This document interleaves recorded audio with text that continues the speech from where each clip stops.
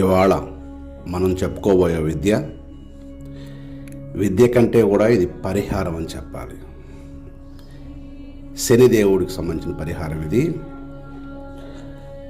సంవత్సరంలో 11 రోజులు ఈ పరిహారం, అతి చిన్న పరిహారం ఇది. సంవత్సరంలో 11 రోజులు ఏదైనా నది దగ్గర మేము చెప్పినట్టు ఇక్కడ చెప్పిన పరిహారం చేయగలిగితే ఆ సంవత్సరం మొత్తం మీకు శనిదేవుడి నుంచి ఎటువంటి దుష్ట చూపు ఉండదు అనేది తంత్రవాక్కు. ముందుగా ఏదైనా మంగళవారం ఈ పరిహారాన్ని మొదలుపెట్టాలి.